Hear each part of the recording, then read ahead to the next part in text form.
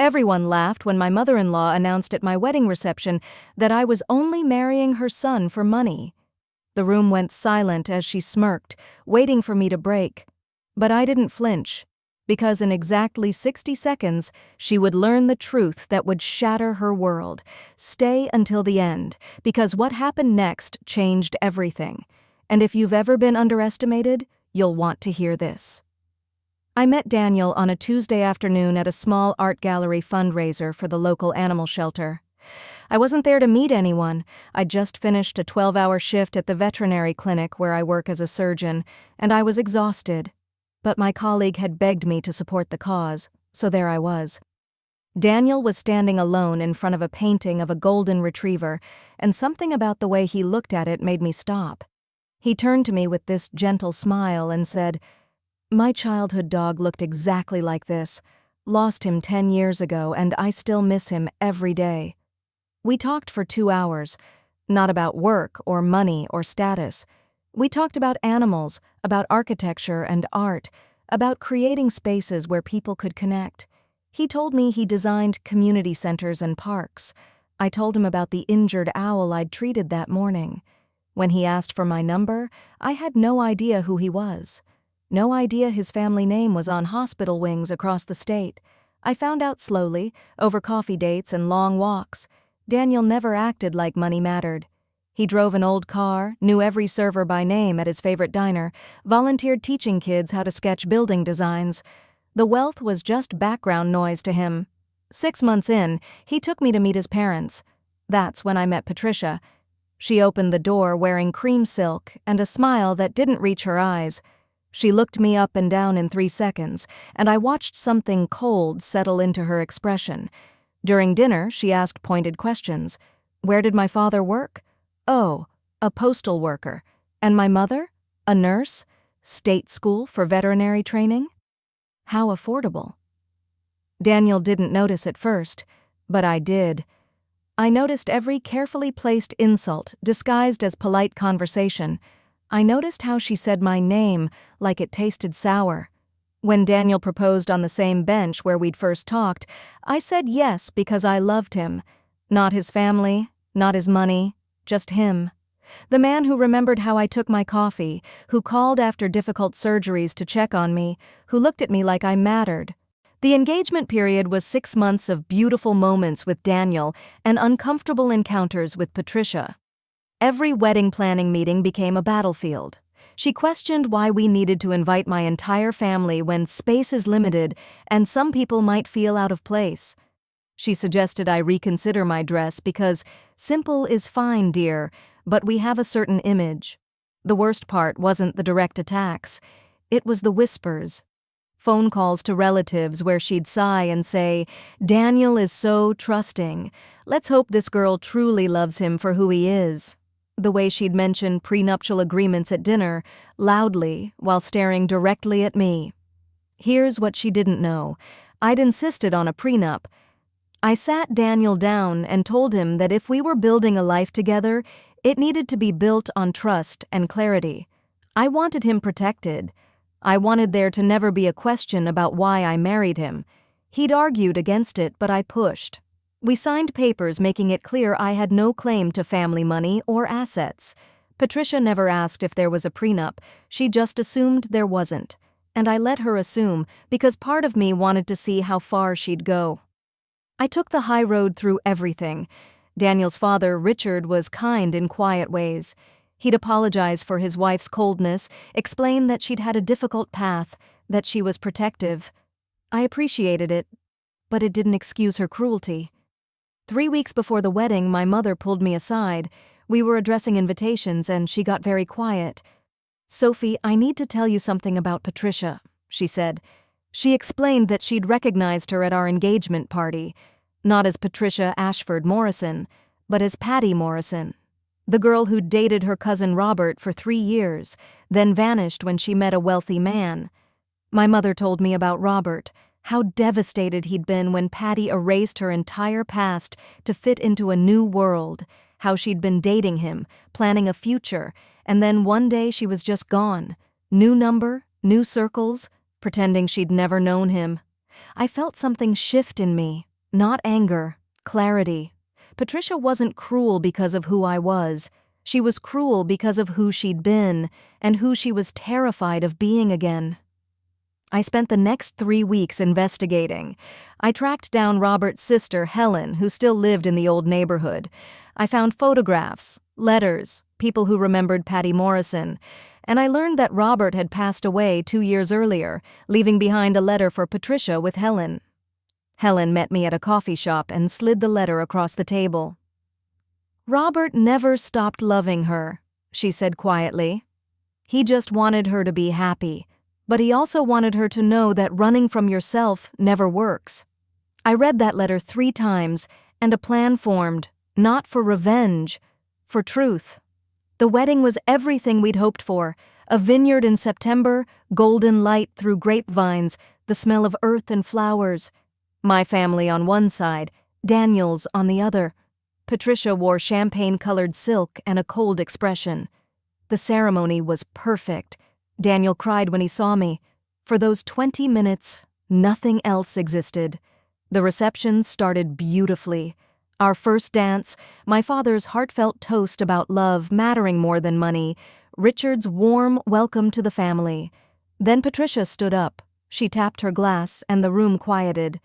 Daniel squeezed my hand. He knew to be worried. "I have something important to share," Patricia began. "As mother of the groom, I think it's my duty to be honest, even when honesty is uncomfortable." 200 guests held their breath. "I want everyone to know that I have serious concerns about this marriage. I've watched my son be pursued by someone who clearly researched his background, who understood what she stood to gain. I've watched this young woman refuse to sign basic protections, refuse to acknowledge the vast difference in what each party brings to this union." Someone gasped. Daniel started to stand, but I kept him seated with a gentle hand on his arm. "I'm not saying she doesn't care for Daniel," Patricia continued. "I'm saying we need to be realistic about motivations, about gold digging, about people who see families like ours as lottery tickets." The silence was deafening. Patricia stood there satisfied, like she'd finally said what needed saying. I stood up slowly. Every eye shifted to me. "Thank you, Patricia," I said, my voice steady. "Thank you for your honesty. I think honesty is important too. In fact, I've been working on something special for you. A wedding gift." Patricia's expression flickered. "I don't need gifts from you." "Oh, I think you'll want this one." I nodded at our AV technician. If everyone could look at the screen behind the head table. A projector hummed to life. The video began with old photographs, black and white images of a young woman with dark hair standing outside a row house, standing with a young man in a factory uniform. The caption read, "Patty Morrison and Robert Chen, 1984. I watched Patricia's face drain of color. More photographs appeared. Patty and Robert at a county fair, at a diner, at Christmas parties, young and happy and clearly in love, then newspaper clippings about Robert's life, his promotion, his volunteering, more recent images, Robert as an older man, still kind-faced, finally an obituary from 2 years ago. The video shifted to an interview. Helen, Robert's sister, in her living room. "Robert loved Patty with everything he had," she said. "He saved for 2 years to buy her a ring. Then she met someone with money at a charity event where she was waitressing. Just like that, she was gone. Changed her number, moved away, stopped answering letters. It broke him." Another person appeared, an old co-worker. She told us she was going to reinvent herself, said she was tired of being poor. Can't blame her, but the way she did it, cutting everyone off like we were embarrassing, that was hard. The video showed Robert's life after. How he'd built something good despite heartbreak, how he'd mentored young people, volunteered, lived simply but meaningfully, how he'd never married. Then Helen again, holding an envelope.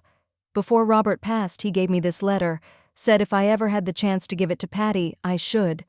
The letter appeared on screen, Robert's shaky handwriting clear. "Dear Patty, if you're reading this, I'm gone. I want you to know I forgave you long ago. I understood why you left. Poverty is hard. Fear of staying poor is harder. You wanted more than I could give, and I don't blame you. But I hope you found happiness." Real happiness, not just the appearance of it. I hope you didn't spend your life judging others the way you feared being judged. I hope you learned that where we come from doesn't define where we can go. You were my first love, Patty. I hope I wasn't your last. With all the love I had, Robert. The room was silent. Someone was quietly crying. The final section showed my mother. Robert Chen was my cousin, she explained. I heard about his lost love growing up. I never connected it was Patricia until Sophie's engagement party. The moment I recognized her, everything made sense. The coldness, the accusations of gold digging. Patricia was seeing herself in my daughter, attacking the reflection of who she used to be. The last image was simple. Young Patty Morrison and me side by side, both smiling, both at the beginning of something. The caption: "We all come from somewhere. None of us should be ashamed, but we should never tear others down to hide our own journey." The screen went dark. Patricia stood frozen, champagne glass trembling. Tears streamed down her face. For the first time since I'd met her, the mask was gone. She wasn't the elegant Patricia Ashford Morrison. She was just Patty Morrison, exposed and terrified. I stood again, my voice gentle. "I didn't show you this to humiliate you, Patricia. I showed you this because I needed you to understand. I'm not you. I'm not marrying Daniel to escape or to become someone else. I'm marrying him because I love him.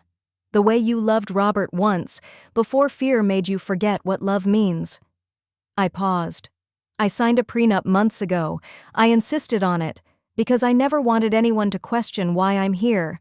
I'm here because your son is the kindest person I've ever met. Patricia made a sound between a sob and a gasp.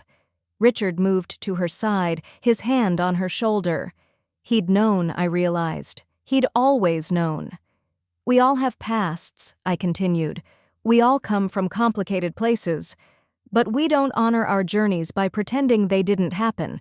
We honor them by being honest, by being kind, by remembering what it felt like to be underestimated." I looked at Patricia. "Robert forgave you. He wanted you to be free, so I'm offering the same. A chance to start over, to be honest, to build something real. Not for me, but for you." Patricia walked over slowly, and I thought she might slap me. Instead, she pulled me into a desperate hug. "I'm sorry," she whispered. "I'm so sorry. You're right about everything. I've been afraid for so long." The reception continued. After Patricia left with Richard, people started talking again, dancing. My family embraced me with pride. Daniel's relatives approached one by one, some apologizing, others thanking me. Daniel pulled me onto the dance floor, held me close. "You just changed my mother's entire life." "I did it for us," I said, "so we could start without that shadow." 3 days later, on our honeymoon, I received a letter. Patricia's handwriting, shaky and uncertain. "Dear Sophie, I've spent 3 days thinking about that video, about Robert, about who I used to be and who I've pretended to be. You were right about everything. I saw myself in you, and it terrified me. I attacked you because I was afraid. But watching Robert's face, reading his words, I realized I've only been hurting myself. I'd like to start over if you'll let me. Not as Patricia Ashford Morrison, but as Patty. I don't expect forgiveness. I just want to be honest. Your mother-in-law, Patty." I cried reading that letter. Daniel and I wrote back, inviting her to lunch at a diner, not a country club. That was 5 years ago. Patty is different now. Not perfect, still learning, but she volunteers at my clinic twice a week, helping with animals, laughing in ways I'd never heard. She holds our daughter Grace every weekend and tells her stories about second chances. Daniel says I'm the only person who ever truly saw his mother, but what really happened wasn't about exposing someone. It was about holding up a mirror and offering grace. If this story taught me anything, it's that the truth always surfaces. So stay authentic, stay kind, but never let anyone diminish who you are. The people who mock you loudest are often fighting battles you can't see. If this resonated with you, let me know what you would have done. And remember, we're all trying to find our way home to ourselves. Some just take longer roads. Thanks for watching.